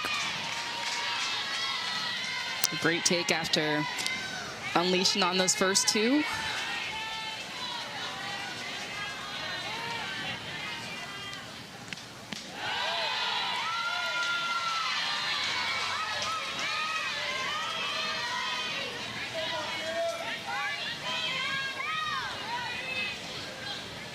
Two balls and 2 strikes. And again, swings at something outside the strike zone. 9 punch-outs for Fouts. Yeah, and those are the little things right there, just as a hitter, doing your homework of just trying to stay within yourself. But Montana Fouts, hey, I'm going to stay up there. I'm going to keep climbing that ladder. Keep swinging at it. 9 strikeouts. Here is Morgan Zirkle. Swings, hits it hard to left, run down by Alchin. Zirkle bucking for extra bases. Nice play made by Alchin. Good piece and being aggressive. First pitch, Morgan Zirkle. Are we going to have extra innings? Good golly. This is great. If you're not watching this, what are you doing? This is the best. Jocelyn Erickson.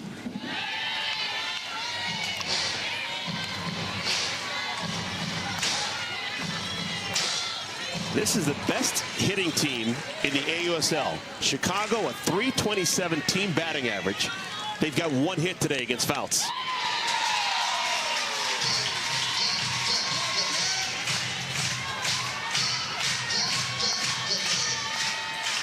.116 pitches for Montana. Ooh, she still got it. My goodness. And everything is working, and she's throwing everything at him. It's the off speed.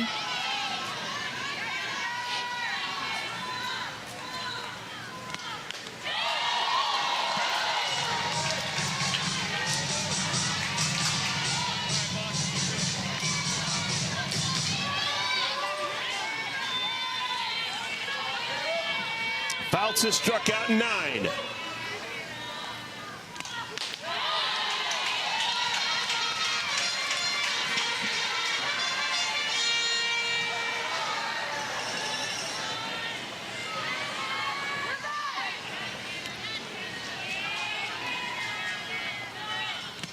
Oh, she got her. That's the first base runner allowed since the 1st inning. She had retired 19 consecutive. But now with 2 outs in the 7th inning, a base runner for Chicago. She's just been ripping it with this curve on the inside to lefties and just going right at. This one just gets away from her a little bit. Thank goodness for those elbow pads, though.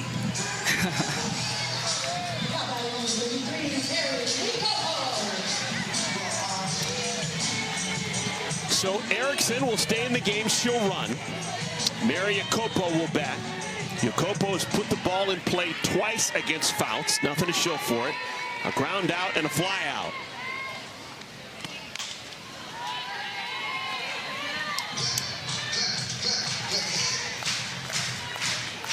In the 3 games between these two clubs in Salt Lake City, June 9th through the 11th, Utah won 5-3, and then back-to-back one-run games, 1-0 and 9-8, a game that needed 8 innings to play. Evenly matched clubs, no doubt about it. Yeah, and even though, I just think both teams, great pitching, great hitting, great defenders. Who's going to be the first to crack? 0-2. High pop-up. Playable in left field. Alchin makes it, and we will go to the 8th inning. 7 innings of shutout softball here in Oregon. First place and the #1 seed in the upcoming postseason. The AUSL 2026 drawing to a close, and we have got an absolute pitcher's duel, scoreless through 7. So we will go to the 8th inning and play until we get a winner. You got the Talons, you got the Bandits. Utah needs just to win today or tomorrow to be the #1 seed. Chicago, led by Lexi Kilfoyle, they need this game to remain in the hunt for the #1 seed. They need to win today and tomorrow. Automatic base runner beginning our 7th inning will be Jalen Alchin. She made the final out at the 7th inning. So Alchin's on its 2nd. Both teams are familiar with extra innings. Lexi Kilfoyle remains in the game. She has been really good. Not as good as Montana Fouts, but really good through 7 innings. And has been super impressive of just being able to utilize her defense. A lot of ground balls, a lot of pop flies.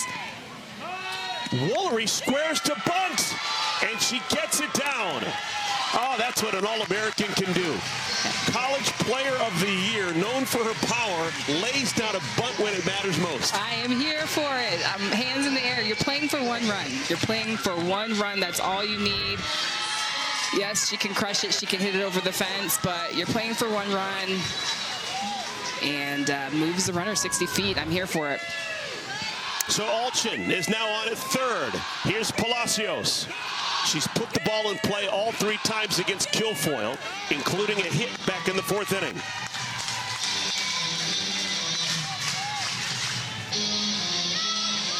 Infield squeezed in.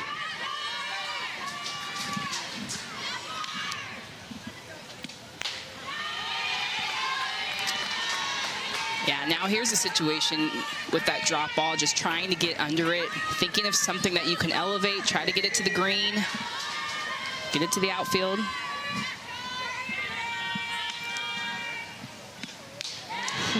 Big hack. 1-2.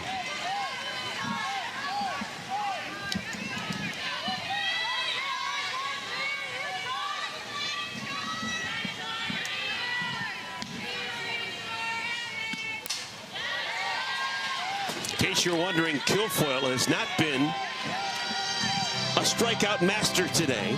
Through the first 7 innings, only 2 strikeouts, as opposed to Montana Fouts, who struck out 9. Yeah, and just 2 different looks. Both of them dominating, and you can get it done in so many different ways. That's why this is making this so fun. Palacios, this will be deep enough to bring home the run you'd think. Alchin tags. Here she comes. There's our game's first run. It's a 1-0 lead for Utah. Great job by Palacios just to put the bat on the ball. Yes, run production at its finest right there. Moving the runner over 60 feet. Jordan Woolery sacrificing herself. And all Charlize Palacios has to do is just get this ball deep enough. You know Jalen Alchin has the speed. And the Talons are up 1-0. In the game of softball, sometimes it's all about sacrifice. 2 consecutive sacrifices, once a sacrifice bunt, 1 a sacrifice fly, and we finally got a score.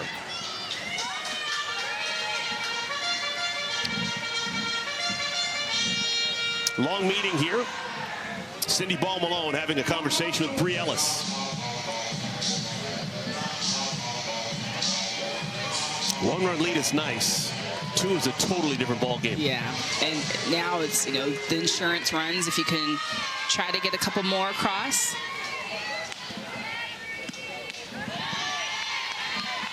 Dallas 1 for 3 against Kilfoyle this afternoon.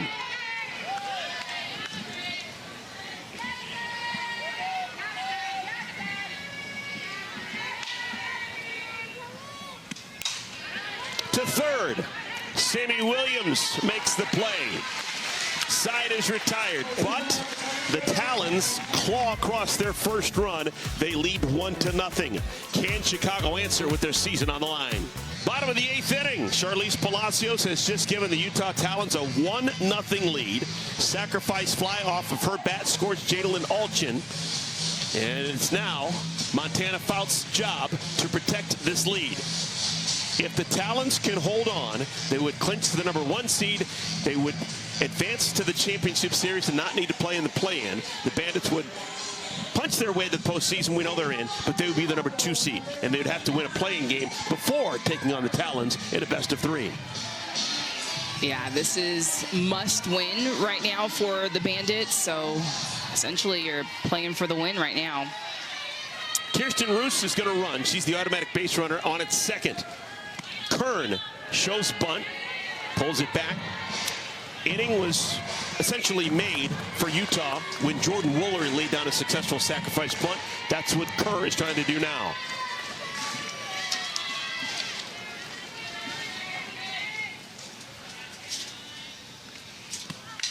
Kern can't get it down.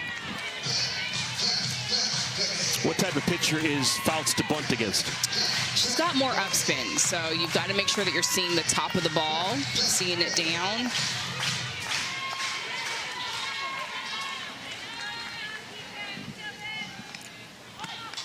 Popped up. 1-2. Would you dare attempt to sacrifice with 2 strikes? I would not. Now you got to stand in and hit. And that's based off of what I've just seen with Kern trying to get those 2 bunts down.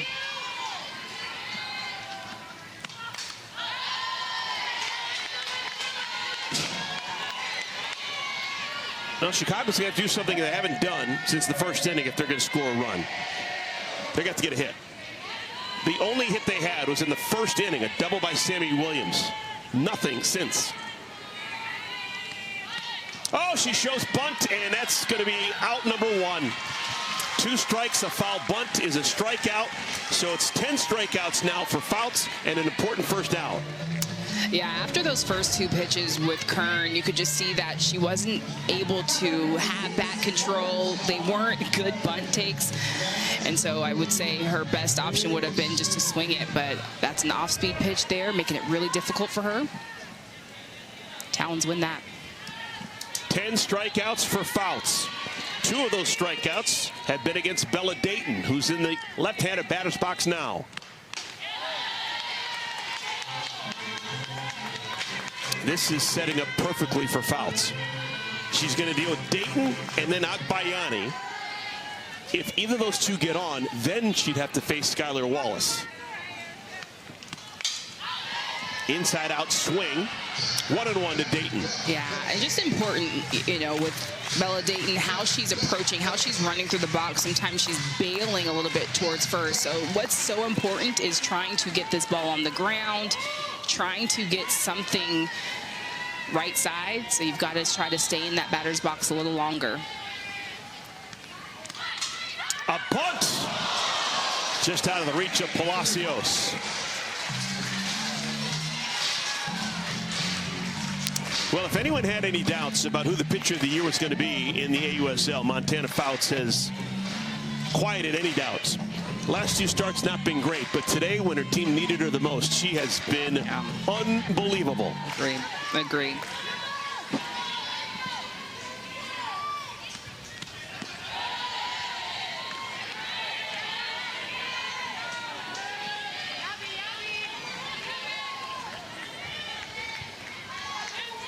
.133rd pitch of the ball game for Fouts. Popped up. Is it playable? Oh, my goodness. My goodness. 2 feet away from Palacios. Oh, what an effort. Yeah, and she is going all out. She is working for Fouts today. She had to go a long way for this. Almost.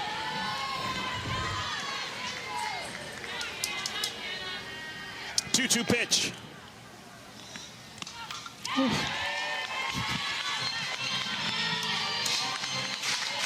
Fouts is still bringing it. That was 71 miles per hour. We had not seen a faster pitch today. Yeah, she's bringing it. She's moving it.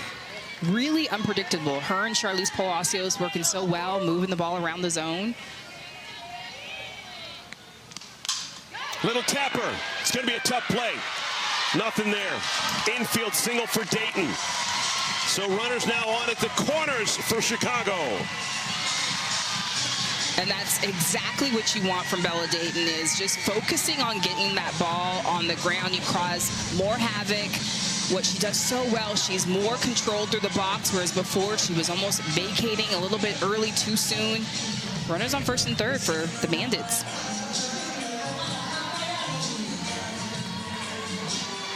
Ilana Agbayani, 0 for 2 with a strikeout. Needs to put the ball in play. Popped up a bunt. Back to the screen. It is clearly hard to bunt against Montana Fouts. It's hard. She's got more upspin. So if anything, you've got to be slow in the box. You've got to square early. You've got to think top of the ball. You've got to get your bat at the top of the strike zone, and you want to get above any of her pitches and trying to think getting that ball down on the ground. All right, total team timeout for the Chicago Bandits. They're dreaming of winning this regular season, but they need to get at least one run here in this 8th inning. This is a super important opportunity for Agbayani. Got runners on at the corners. It's probably going to take a fly ball. With the infielders all the way in, the play's going to be at the plate. Talons have not only today's game, but also tomorrow as an opportunity to win the regular season and be the #1 seed. Chicago needs to win today.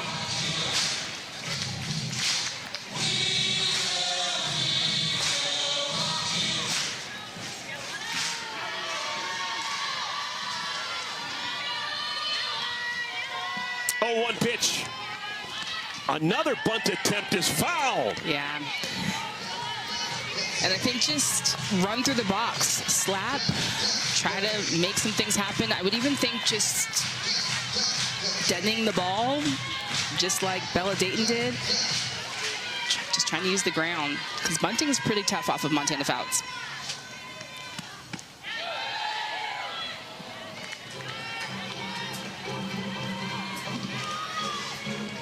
Fouts has struck out 10.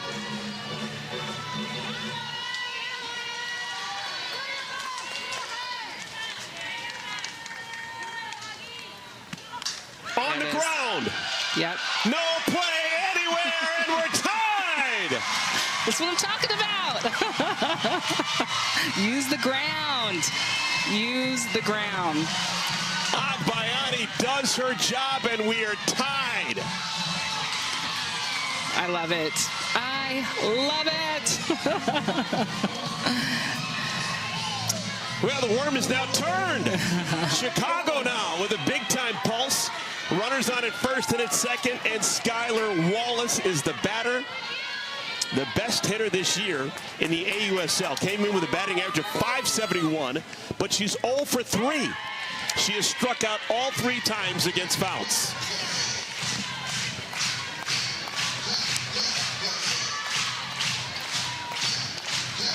Two days ago, Skylar Wallace was 5 for 5 with 3 home runs in a game against the Blaze. 0 for 3 today with 3 punch-outs.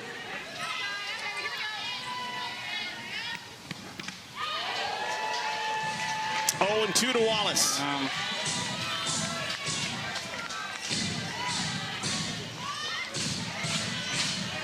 What has Fouts done so well against Wallace today?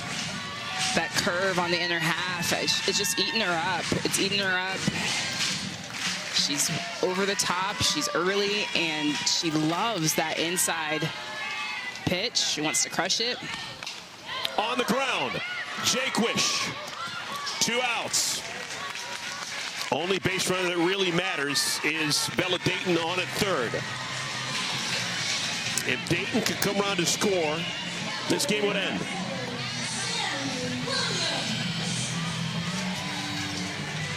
Fouts has choices. She's got the dangerous Sammy Williams, but she's got a first base open.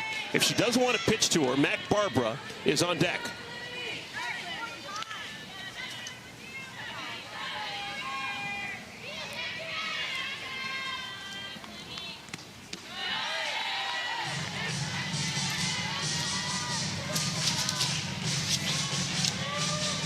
Fouled so far this season, only one wild pitch.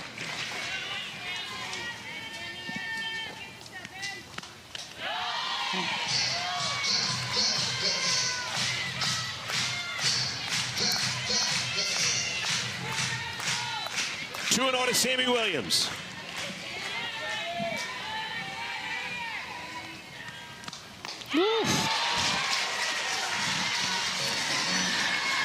No one in the world this year has been better than Sammy Williams with runners in scoring position. She's hitting .575 in these situations. She leads the league in runs batted in by a wide margin. Bunt! Oh my God. She gets it down! It's a winner! Oh my gosh! What a play by Sammy Williams! A sneak attack bunt! A squeeze! Oh my goodness. Oh my goodness. I love it. I love it. I love the small ball. I love the Bandits continuing to put the pressure. Sammy Williams, your best hitter up. The Bandits winning a game they absolutely needed to win, and just to make sure Utah's going to challenge, they're hoping against hope that maybe she was out of the box when she touched the ball. Run a third.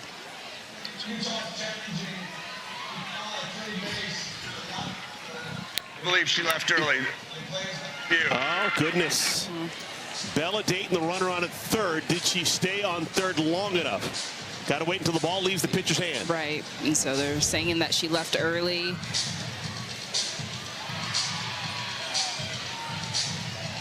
Oh, yeah. I think she's still on it. Probably a little closer than it needed to be. Yeah. But I don't think there's going to be enough to overturn that. Yeah, and if just take a look at her left foot, her back foot still on. And I think she gets a clean start. But that's exactly how you play it, you know. Facing a pitcher like Montana Fouts, you're not going to get crazy, crazy pop, crazy power. So the small ball wins it. So the AUSL leader in runs batted in is the only person who's able to get the bunt down against her. Right. Exactly. And whatever it takes. What a ball game. Yeah. In a game that the Bandits absolutely had to have to make tomorrow's game relevant. Yes. They win. Yes. After review, the call on the field is confirmed. The runner was left on time. Game is over. What a ball game. Woo. Congratulations to the Chicago Bandits. They needed all of 8 innings to win this one and force an important game 25 tomorrow.